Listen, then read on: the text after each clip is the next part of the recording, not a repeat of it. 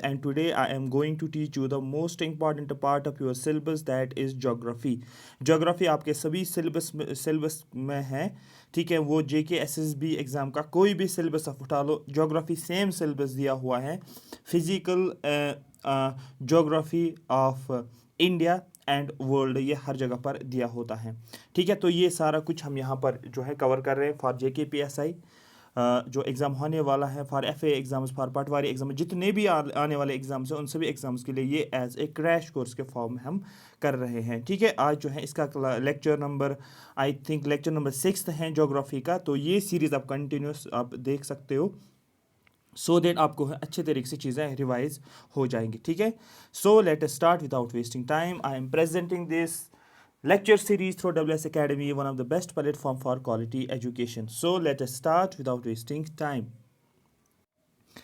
आज का टॉपिक जो हमारा रहेगा वो रहेगा अबाउट एटमॉस्फेयर। एटमॉस्फेयर क्या होता है, एटमॉस्फेयर के स्ट्रक्चर क्या क्या है, क्योंकि एटमॉस्फेयर के स्ट्रक्चर से एक क्वेश्चन हमेशा होता है हर एक एग्जाम में, ठीक है। चलो अब हम स्टार्ट करते हैं। एटमॉस्फेयर का मतलब क्या होता है? Atmosphere is a mixture of gases, water vapour and dust particles in different proportions. Atmosphere में जब आप देखते हो, सपोज आप सभी लोग अभी अपने अपने रूम में ये लेक्चर देख रहे होंगे, जो आपके रूम है, इमेजिन करो जो आपका ये रूम है, ये एटमॉस्फेयर है आपका, और इसमें बहुत सारे गैसेस पाए जाते हैं, मिक्सचर हैं गैसेस का, वाटर वेपर्स भी होते हैं, गैसेस होता है, डस्ट पार्टिकल्स भी होते हैं, ठीक है। और ये अब डिफरेंट प्रोपोर्शंस में देखने को आपको मिलेगा। जैसे कि अगर गैसेस की बात करेंगे 78% नाइट्रोजन, तो नाइट्रोजन जो होता है सबसे एबंडेंट गैस जो है एटमॉस्फेयर में प्रेजेंट होता है। उसके बाद oxygen 21% and permanent gas of the atmosphere, और बाकी परमानेंट गैसेज जो एटमॉस्फेयर के, जैसे कि कार्बन डाइऑक्साइड एक परमानेंट गैस जो एटमॉस्फेयर में देखने को मिलेगा। They constitute 99% of the composition and their percentage always remains same without any change, और इनका परसेंटेज जो है वो सेम रहता है। जैसे कि नाइट्रोजन 78%, ऑक्सीजन 78% ही रहेगा। The remaining 1% is occupied by organ. बाकी 1% में क्या क्या आता है? ऑर्गन आता है। कितना आपको बोलना, 0.93 क्वेश्चन पूछा जाता है थर्ड नंबर पे ऑर्गन। कार्बन डाइऑक्साइड की बात करेंगे 0.03% कार्बन डाइऑक्साइड होता है, और नियॉन होता है 0.018%, हीलियम 0.0005%, ओजोन 0.0056% एंड हाइड्रोजन 0.0005%।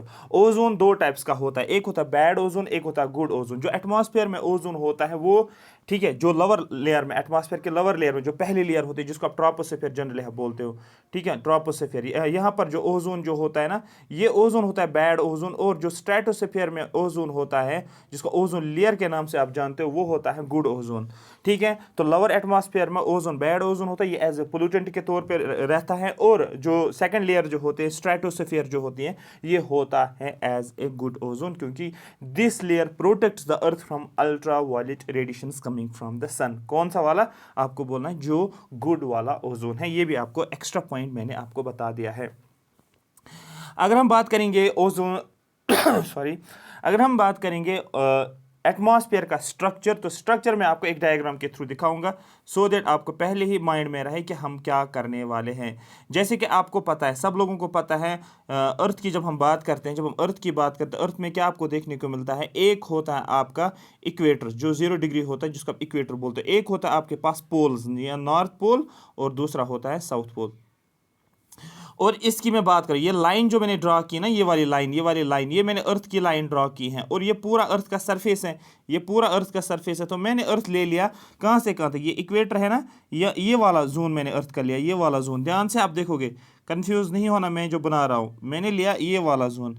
मतलब इसमें इस लाइन पे क्या है? एक तो इक्वेटर है, और क्या है? एक पोल है। या ये वाला ले लो, फिर भी इक्वेटर आ जाएगा और पॉइंट आएगा पोल का। तो एक साइड से मैं क्या लेता हूँ? एक साइड से मैं इक्वेटर लेता हूँ, और एक साइड से मैं पोल लेता हूँ। पोल नॉर्थ पोल भी हो सकता है, साउथ पोल भी हो सकता है। ये समझ आया?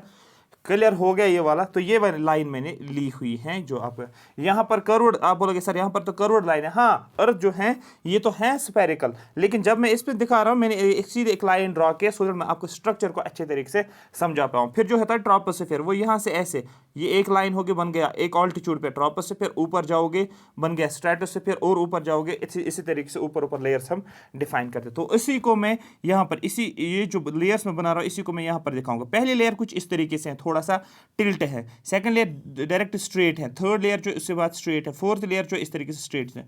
ये होता है टी, ये होता है एस, ये होता है एम। सीधे आप याद रखो एम एस टी, ऊपर से आओगे मतलब ऊपर से मतलब इस तरीके से आप आ जाओगे ऊपर से नीचे तक, एम एस टी याद रखने के लिए एम एस टी। तो पहली लेकिन लेयर आप रखोगे नाम याद ट्रोपोस्फीयर, दूसरा आप रखोगे याद स्ट्रेटोस्फीयर, तीसरा रखोगे आप मीजोस्फीयर, फिर ऊपर और जाओगे फिर रखोगे आप नाम थर्मोस्फीयर, ठीक है। ट्रोपोस्फीयर, स्ट्रेटोस्फीयर, मीजोस्फीयर, थर्मोस्फीयर, और फिर क्या रखोगे आप याद, फिर रखोगे आप याद एक्सोस्फीयर, आप याद रखोगे यहाँ पर एक्सोस्फीयर, और फिर आउटर स्पेस देखने को मिलेगा। बस ये समझ पॉइंट आया। और उसके बाद यहाँ पर आपको देखना है, अगर आप ट्रोपोस्फीयर को देखोगे, क्वेश्चन पूछा भी जाता है कि ट्रोपोस्फीयर ये टिल्ट होता है और इक्वेटर पे हाइट ज्यादा देखने को मिलती है यहाँ से यहाँ तक, और पोल्स पे इसके हाइट कम देखने को मिलती है। ऐसा क्यों होता है?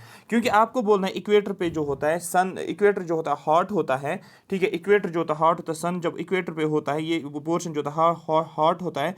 क्यों? क्योंकि सन जो होता है ये ट्रॉप ऑफ कैंसर और ट्रॉप ऑफ कैप्रिकॉर्न के बीच में ही रहता है, ठीक है। और दूसरा ये है कि जब इक्वेटर जो होता है सरफेस जो होते हैं इक्वेटर के ऊपर, ये सनलाइट इसके ऊपर पड़ती है, और जो गैसेस होते हैं वो वार्म होते हैं। वार्म गैसेस क्या होते हैं? वो लाइटर होते हैं और वो राइज होते हैं, और ज़्यादा वो राइज हो जाते हैं। और पोल्स पे क्या होता है? पोल्स राइज नहीं होता है एयर, पोल्स पे एयर जो होता है सिंक होता है, डाउन आ जाता है, इस तरीके से आप बोलोगे सिंक हो जाता है। तो इसी तरीके से ये लेयर क्या बनती है, ये यहाँ से ज़्यादा ऊपर बनती है, क्योंकि इसको हिट करता है ऊपर ऊपर जाकर ये, क्योंकि ये ऊपर चला जाता है गैस, और यहाँ पर जो होता है सिंक होता है, इसलिए इसकी जो है ऑल्टीट्यूड जो है कम आपको देखने को, हाइट देखने को मिलेगी कम आपको। ये क्लियर हो गया? हाँ सर ये क्लियर हो गया। इसी तरीके से फिर यहाँ पर आओगे स्ट्रेटोस्फीयर में। स्ट्रेटोस्फीयर में क्या होता है? आप बोलोगे सर स्ट्रेटोस्फीयर में हमारा ओजोन लेयर होती है जो हम अल्ट्रावायलेट रेडिएशन से बचा देता है। इसी तरीके से फिर आगे आगे ऊपर जाएंगे। आ रही बात समझ? और यहाँ पर ट्रोपोस्फीयर की अगर बात करेंगे, जितना हम ऊपर ऊपर जाते हैं विथ इंक्रीज इन हाइट इसको बोला जाता है एच, और ये जो मैंने लिखा एरो बनाया ऊपर, मतलब ये होता है with increase in height temperature जो होता है वो कम होता जा रहा है। क्यों? क्योंकि अर्थ जो होता है सबसे पहले अर्थ हीट हो जाता है, हीट अप हो जाता है, और जब इसी हीट से आप दूर जाओगे, ऊपर ऊपर चले जाओगे, तो आपको क्या लगेगा? आपको ठंड लगेगी ना, क्योंकि आपने पहले फील किया है गर्मी को। ऊपर ऊपर जाओगे आपको ठंड लगेगी, इसलिए आप ऑल्टीट्यूड्स पे भी जाओ वहां पर आपको ठंड लगती है। और अर्थ की अगर बात करते हैं, अर्थ पहले वार्म होता है फिर एटमॉस्फेयर वार्म होता है, तो ऊपर ऊपर जाकर आप क्या करोगे? फील करोगे मुझे ठंड लग रही है। जब तक आप यहाँ पर आ जाते हो, जो ही इस जोन को आप क्रॉस करते हो, इस लाइन को आप यहाँ पर आ जाते हो, यहाँ पर क्या होता है? Stratosphere with increase in height temperature बढ़ता जा रहा है। क्यों? क्योंकि आप ओजोन लेयर की तरफ जा रहे हो, ओजोन लेयर की तरफ जा रहे हो, और ओजोन लेयर की वजह से क्या होता है? ये स्ट्रेटोस्फीयर का ऊपर वाले स्ट्रेटोस्फीयर जो होता है ये गर्म हो जाता है।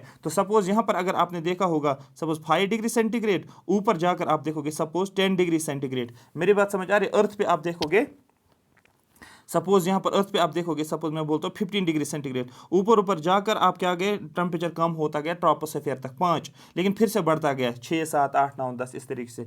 इसी तरीके से यहाँ पर आ जाओगे मीजोस्फीयर में, विद इंक्रीज इन हाइट, जितना हाइट बढ़ जाती है, और यहाँ पर क्या होता है? टेम्परेचर जो होता है रिड्यूस होता है। तो मैंने क्या बोला आपको?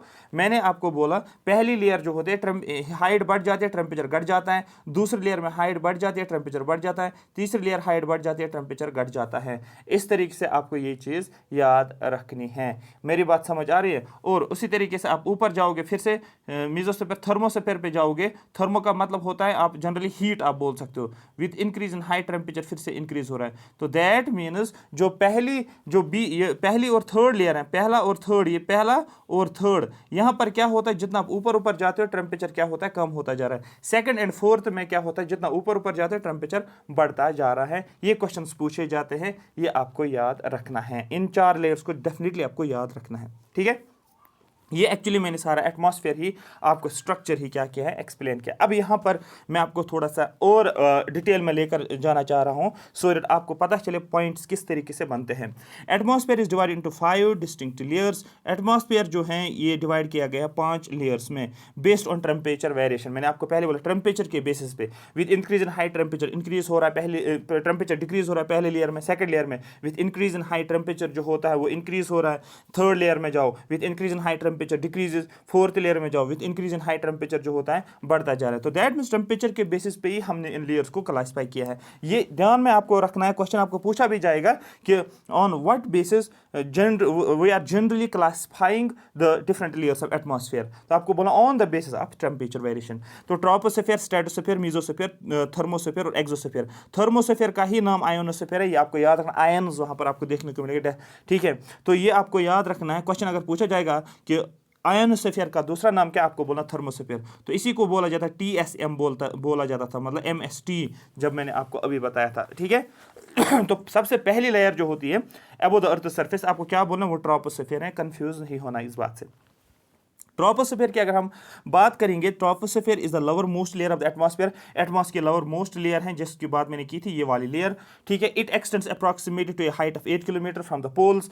पोल्स तक कितना है, पोल्स पे इसकी हाइट जो है 8 किलोमीटर मैंने आपको बताया, और 18 किलोमीटर फ्रॉम इक्वेटर, और इक्वेटर पे 18 किलोमीटर, ये भी मैंने आपको बताया। क्योंकि अगर आप यहाँ पर देखिए, यहाँ पर हाइट कम दी, ये तो अर्थ है, यहाँ पर हाइट कम देखने को मिल रहा है 8, और यहाँ पर आप देखोगे यहाँ पर हाइट ज्यादा देखने को मिल रही है 18, ये भी मैंने रीजन बोला है। क्वेश्चन पूछा जाता है ट्रोपोस्फेयर की हाइट ज्यादा कहाँ पर होती है, इक्वल हाइट होती है पोल्स और इक्वेटर पे, या डिफरेंट हाइट, आपको बोलना पहले डिफरेंट हाइट, फिर पूछा जाएगा सबसे ज्यादा हाइट कहां पर देखने को मिलती है, आपको बोलना इक्वेटर पे हाइट ज्यादा है एज कंपेयर टू पोल्स। क्यों, क्योंकि इक्वेटर जो होता है ये ज़्यादा वार्म होता है, एयर जो होता है वो वार्म होता है, वार्म एयर हमेशा लाइटर होता है, वो ऊपर चला जाता है, और ये इसको ऊपर जो है लेयर को लेकर जा रहा है। इस तरीके से आप समझ सकते हो, ठीक है। इमेजिन करो और फील करो किस तरीके से हो रहा होगा, ठीक है। इस तरीके से समझो, आपका बर्तन है, आपने किसी बर्तन के अंदर पानी रखा है बॉयल करने के लिए, और जो ही आप पानी उसमें रखते हो, आप गैस के ऊपर रखते हो, हीट देते हो, उसके ऊपर जो ढक्कन लगा होता है ना, ऊपर जो लिड होती है या ऊपर से ढक्कन आप लगा लेते हो,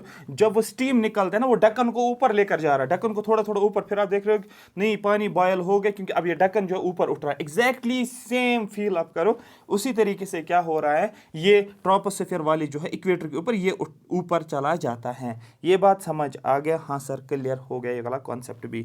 the height of the troposphere changes seasonally also, ये सीजन टू सीजन भी क्या करता है, ये चेंज करता है। It increases during the summer and decreases during the winter. ये हाइट जो होती है समर के टाइम पे बढ़ जाता है डेफिनेटली। क्यों, समर के टाइम पे हीट ज्यादा होती है, हीट ज्यादा होने से क्या हो जाता है, एयर राइज होना शुरू हो जाता है, ये आपको याद रखना है। The air we breathe exists here, यहाँ पर अब क्या क्या पाया जाता है ट्रोपोस्फेयर में, आपको बोलना यहाँ पर एयर पाया जाता है, जिसको आप ऑक्सीजन बोलते हो, ठीक है, जिसको हम ब्रीथ करते हैं। अब आप बोलो कि सर क्या ऊपर स्ट्रेटोस्फेयर में ऑक्सीजन नहीं होता है, हाँ स्ट्रेटोस्फेयर में भी ऑक्सीजन होता है, लेकिन सबसे ज्यादा ऑक्सीजन जो होता है वो close to the earth surface में ही आपको देखने को मिलता है। मतलब जो होता है मैक्सिमम कॉन्सेंट्रेशन जो है ऑक्सीजन के, वो कहां पर आपको देखने को मिलेगा, close to the surface of earth. जो गैसेस जो होते हैं उनका maximum concentration close to the surface of earth ही है, और जो हम जनरली बोलते हैं वो ट्रोपोस्फेयर में ही देखने को मिलता है।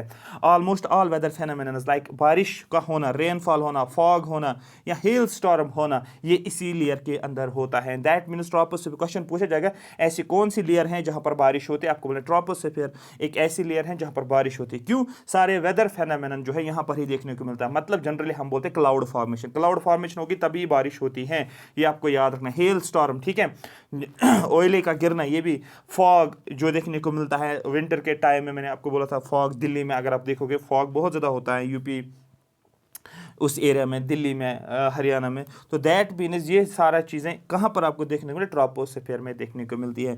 This layer is the most important layer of the atmosphere, ये सबसे इंपॉर्टेंट लेयर है एटमॉस्फेयर की। और मैंने आपको एक एक्स्ट्रा पॉइंट बोला भी है, विथ इंक्रीज इन हाइट, जितनी हाइट बढ़ जाती है टेम्परेचर रिड्यूस होता है, ये आप एक्स्ट्रा पॉइंट इसमें ऐड करोगे, ठीक है, जो आपके एग्जाम में पूछा जाता है। क्या ट्रोपोस्फेयर में सर ये एरोप्लेन चल रहा है, आपको बोला ट्रोपोस्फेयर में जो है एयर बसेस जो हैं ये नहीं चल रहे हैं, वो कहाँ पर होते हैं, स्ट्रेटोस्फेयर में। क्योंकि ट्रोपोस्फेयर में यहाँ पर क्लाउड्स होते हैं, विजिबिलिटी उतनी नहीं होती है, क्योंकि क्लाइमेटिक यहाँ पर फेनोमेनन हमें देखने को मिलता है। ये भी क्वेश्चन पूछा गया है।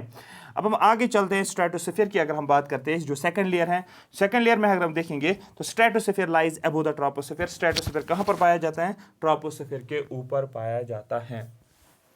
क्लियर हो गया।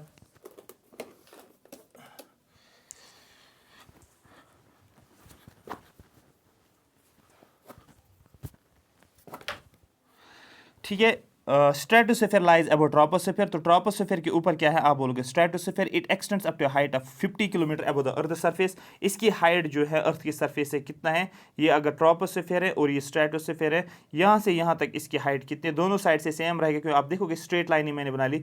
अर्थ के सरफेस से आपको बोलना है इसकी हाइट कितनी है, आप बोलोगे सर 50 किलोमीटर हाइट है, 50 किलोमीटर हाइट है। आई होप ये बात आपको समझ आ रही होगी, ठीक है।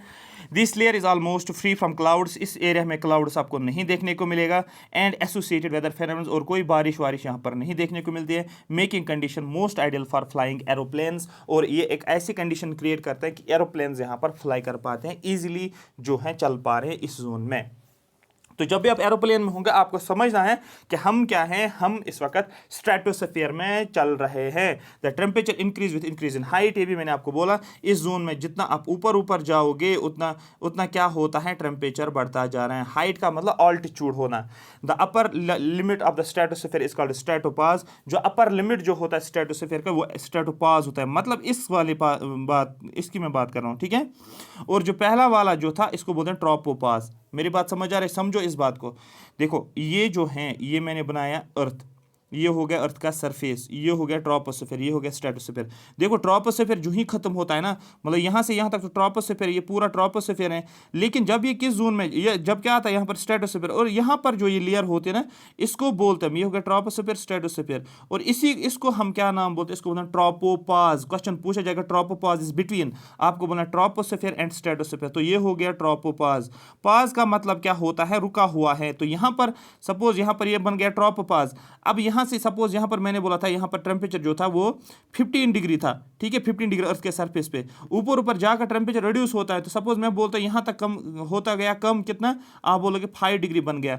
अब ये 5 डिग्री जो है ये इस जोन में सेम रहता है, किस में, इस पाज में, टेम्परेचर को में कोई वेरिएशन नहीं आती। क्वेश्चन पूछा जाता है ट्रोपोपाज में क्या होता है, टेम्परेचर इंक्रीज होता है या डिक्रीज, आपको पता है ट्रोपोपाज में टेम्परेचर कांस्टेंट रहता है, यहाँ से 15 लेकर कहाँ, यहाँ तक 15 ग्राउंड सरफेस से लेकर कहाँ तक, आप बोलोगे यहाँ तक तो आ गए हमने कंप्लीट किया ट्रोपोस्फीयर। लेकिन ये वाला जोन जो है, जो ट्रोपोपाज है, ये जो मैंने ग्रीन कलर कर रहा हूँ, इसमें टेम्परेचर जो है सेम ही रहता है यहाँ तक, फिर जो ही आप स्ट्रेटोस्फीयर में जाओगे टेम्परेचर में और वेरिएशन आ जाएगी। तो यहाँ याद रखना है ट्रोपोपाज किसके बीच में होता है, ट्रोपोस्फीयर और स्ट्रेटोस्फीयर। स्ट्रेटोस्फीयर के ऊपर क्या है, आप बोलोगे सर मीजोस्फीयर, तो दैट मीन स्ट्रेटोपाज जो है, ये मैंने यहाँ पर एक और बनाया जिसको बोलते हैं स्ट्रेटोपाज, ये स्ट्रेटोस्फीयर और मीजोस्फीयर। फिर मीजोस्फीयर के ऊपर फिर थर्मोस्फीयर है, तो यहाँ पर एक पाज देखने को मिलेगा जिसको बोलते हैं मीजोपाज, मतलब जो पहली लेयर आती है उसी के नाम पे इसको नाम दिया जाता है, जो पहली लेयर है।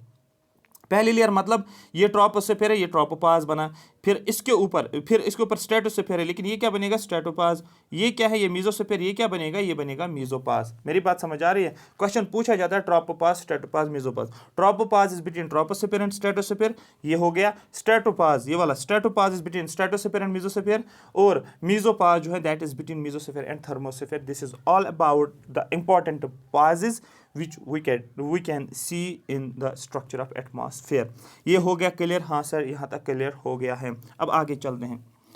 The upper limit of the stratosphere is called stratopause. One important feature of stratosphere is that it contains a layer known as ozone layer। मैंने आपको ये पॉइंट भी पहले ही स्ट्रक्चर में एक्सप्लेन किया, जो मोस्ट इंपॉर्टेंट एक लेयर पाई जाती है स्ट्रेटोस्फीयर में, वो क्या है, आप बोलोगे सर वो है हमारा जो है ओजोन लेयर पाई जाती है, और इसका रोल मैंने आपको बोला ये गुड ओजोन होता है, ये मैंने आपको यहाँ पर बताया, ये गुड ओजोन होता है। जो आपके पिछले JKP SI का जो 27 मार्च का जो एग्जाम हुआ था पहला जो कैंसिल हुआ, उसमें क्वेश्चन पूछा गया है ओजोन क्या है, आपको नहीं, ये ट्राई ऑक्सीजन है। ट्राई ऑक्सीजन का मतलब क्या है, ट्राई ऑक्सीजन 3 ऑक्सीजन, देखो एक ऑक्सीजन, दूसरा ऑक्सीजन, तीसरा ऑक्सीजन, और ये देखो O3।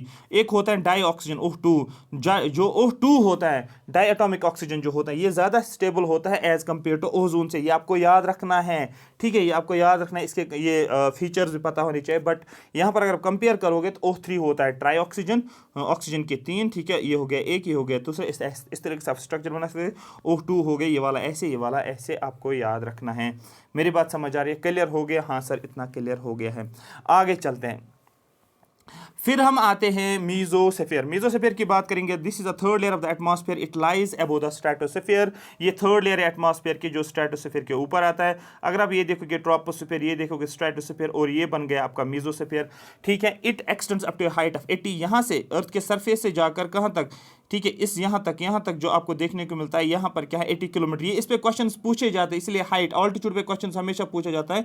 80 किलोमीटर की हाइट पे आपको देखने को मिलेगा। एक और इंपॉर्टेंट पॉइंट है, यहाँ पर मीटेओराइट्स आपको देखने को मिलेगा। अगर आपने पहले लेक्चर्स मेरे अटेंड किए हैं, मैंने आपको वहाँ पर मीटेओर्स और मीटेओराइट्स बोला है। मीटेओराइट्स किसको बोला जाता है? मीटेओराइट्स बोला जाता है जो आपका क्या बोलते हैं उसको, रॉक्स कुछ होते हैं जो किस में पाए जाते हैं, प्लैनेट्स जो होते हैं वहां पर आपको देखने को मिलेंगे। और जब वो एटमॉस्फेयर से बाहर होते हैं, ठीक है, कुछ पीसेस ऑफ रॉक जो होते हैं जो एटमॉस्फेयर से बाहर होते हैं उसको बोलते हैं मीटेओराइट्स। और जो ही वो क्या बोलते हैं अर्थ के एटमॉस्फेयर के अंदर आ जाते हैं उनको हम फिर क्या नाम देते हैं, मीटेओर्स और मीटेओराइट्स के नाम से जाना जाता है। ये मैंने ऑलरेडी आपको बताया हुआ है। तो यहाँ पर आपको देखने को मिलेगा, क्योंकि मैंने आपको पहले बोला है जब एटमॉस्फेयर के अंदर आ जाते हैं, पहले जो होता है, देखो यहाँ पर मैंने क्या बोला था, मैंने अर्थ का एटमॉस्फेयर आपको एक्सप्लेन किया था। और मैंने बोला सपोज ये अर्थ का यहाँ पर अर्थ से बाहर ये एटमॉस्फेयर, ये आउटर स्फीयर हो गए और ये एटमॉस्फेयर हो गया। यहाँ पर जो होते हैं इनके मीटेओर्स का नाम बोला जाता है। और ये जो होते हैं ये रॉक पीसेस होती है। और जो ही ये एटमॉस्फेयर के अंदर आ गए इनको मीटेओराइट्स का नाम बोलते हैं। लेकिन एटमॉस्फेयर के अंदर आपको डिफरेंट लेयर्स है ना, कौन कौन सी लेयर है? आप बोलोगे सर अंदर से बहुत सारे लेयर, ट्रोपोस्फीयर, मीजोस्फीयर, थर्मोस्फीयर, ठीक है, ट्रोपोस्फीयर, स्ट्रेटोस्फीयर, मीजोस्फीयर और यहाँ पर थर्मोस्फीयर। लेकिन यहाँ से जो ये मीटेओराइट्स आते हैं ना, ये मीजोस्फीयर में जो ही पहुंच जाते हैं यहाँ पर ये बर्न हो जाते हैं और अर्थ के सरफेस के ऊपर नहीं आता है। क्योंकि अगर अर्थ के सरफेस से ऊपर आएगा, हमारे सिरों के ऊपर गिरेगा, हमारे घरों के ऊपर, तो हम तो मर जाएंगे। लेकिन इस तरीके से ये मैकेनिज्म हो रहा है कि ये मीटेओराइट्स जो होते हैं जो ही ये मीजोस्फीयर में आते हैं ये बर्न हो जाते हैं, ये एशेस बन जाते हैं, धुआं ऐसे आप समझो बन जाता है, ये खत्म हो जाता है। ये कहां पर आपको देखने को मिलेगा? सर ये हमें मीजोस्फीयर में देखने को मिलता है। क्वेश्चन पूछा जाता है मीजोस्फीयर में क्या होता है, आपको बोला मीजोस्फीयर में क्या होता है, जो भी मीटेओराइट्स होते हैं जो आउटर स्पेस से मीटेओर्स आते हैं उनको हम मीटेओर्स का नाम बोलते हैं। जो ही वो एटमॉस्फेयर में आ जाते हैं उनको हम मीटेओराइट्स के नाम से जानते हैं। और ये क्या करते हैं, जो ही ये मीजोस्फीयर में पहुंच जाते हैं ये क्या करते हैं, ये बर्न हो जाते हैं, ये एशेस में कन्वर्ट होते हैं। The temperature decreases with increase in altitude, ये भी मैंने बोला with increase in altitude. Increasing altitude का मतलब होता है with increase in height temperature जो होता है वो बढ़ जाता है इस जोन में। ये आपको याद रखना है, ठीक है।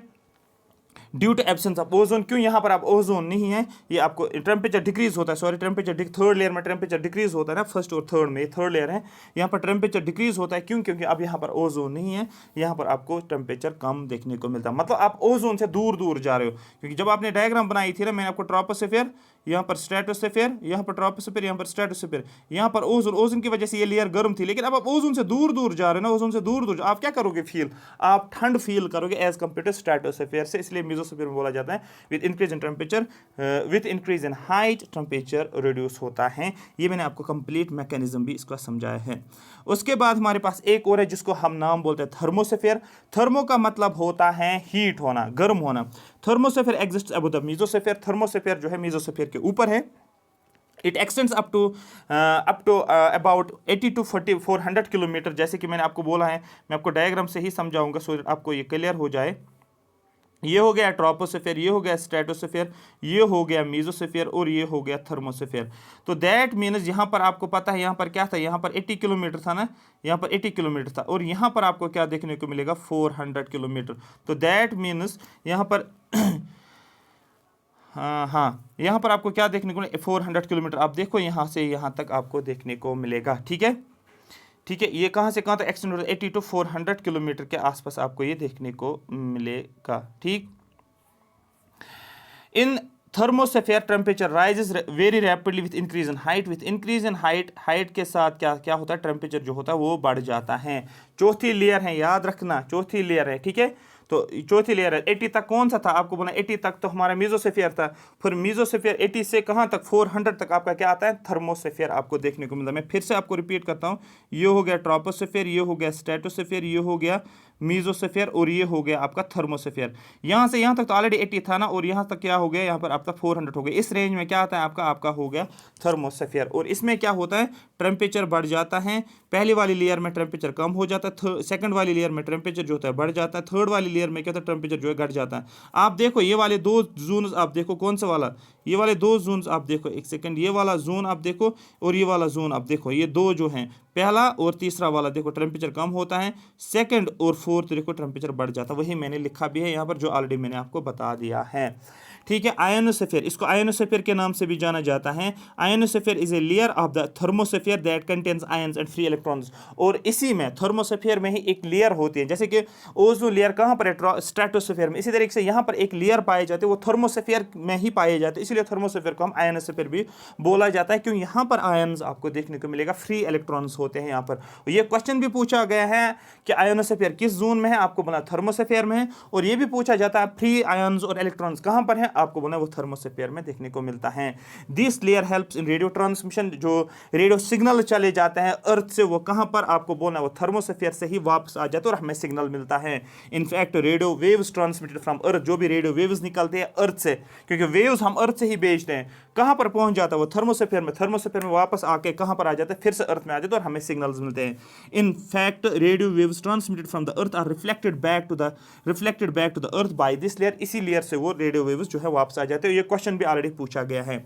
एक और है जिसको बोला जाता है exosphere, the upper most layer of the atmosphere. Exosphere जो ऊपर वाली टॉप वाली लेयर जो है, जिसको फिफ्थ लेयर, आप फिफ्थ लेयर्स के नाम से जानते हो, आपको बोलना है वो है एक्सोस्फीयर। ठीक है, this layer has very thin air, इसमें एयर बहुत कम है, एयर है लेकिन बहुत कम है, इसलिए जितना आप ऊपर ऊपर जाते हो एयर जो होता है कम होता जा रहा है, और आपको क्या हो रहा है, आप वहां पर सर्वाइव नहीं कर पाते, आपको ऑक्सीजन सिलेंडर लेना पड़ता है, क्योंकि वहां पर ऑक्सीजन सफिशिएंट नहीं है जो आप जो है यूज कर सकते हो। Light gas like helium and hydrogen float into the space from here, यहां पर लाइट गैस आपको देखने को, हीलियम और हाइड्रोजन, आपने देखा होगा वो बलून्स होते हैं ना जिनको आप उड़ाते हो, ठीक है, किसी के बर्थडे के पार्टी, मूवीज में जनरली हमने देखा होता है, किसी के बर्थडे पार्टी होती है, फिर लिखा होता है, वो एक्चुअली क्या होता है, वो लाइट गैसेस ही उनमें भरा होता है, हीलियम हो हाइड्रोजन हो, और फिर वो ऊपर जाकर क्या करते हैं, वो फ्लोट करते हैं। The exosphere extends beyond the thermosphere up to 960 kilometre, और ये जो एक्सोस्फीयर जो होता है ये एक्सटेंड होता है बियॉन्ड थर्मोस्फीयर, थर्मोस्फीयर से आगे जो वाला लेयर होता है वो होता है एक्सोस्फीयर। आई होप यहां तक आपको स्ट्रक्चर ऑफ एटमॉस्फेयर पूरे जहन में आया होगा। अगर आपको ये सेशन अच्छा लगा बोलो यस सर हमें अच्छा लगा,